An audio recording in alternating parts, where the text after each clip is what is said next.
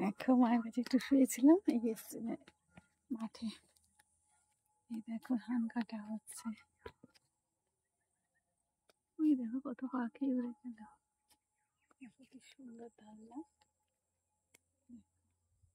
কি সুন্দর লাগছে, সোনার মতো ধান চকচক করছে, তাই না? শুয়েছিলাম একটু মায়ের পাশে, আর মায়ের খাওয়া হয়ে গেছে, বাবাও ঘুমাচ্ছে দেখলাম, তো আমি আর ডিস্টার্ব করিনি।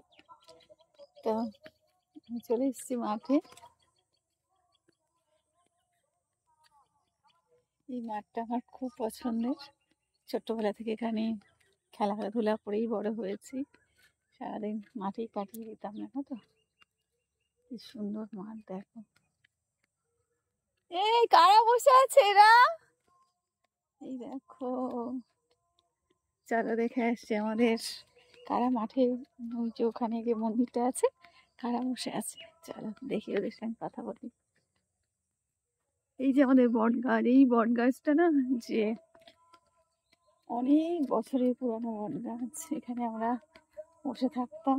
দেখো নাড়া, এই দেখো ধান কাটা হয়েছে, কিছু কাটাও হয়নি। আর এগুলোকে কি বলে বলো তো? নাড়া। এগুলো জ্বালানি হয়, জানো তো?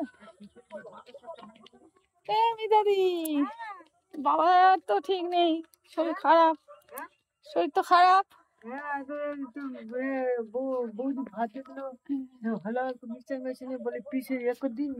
এই দেখো, দেখো মিতাদি, এই দেখো কে বলো তো? আমি তো। স্মৃতি হয়ে থাকবে তো সারা জীবন।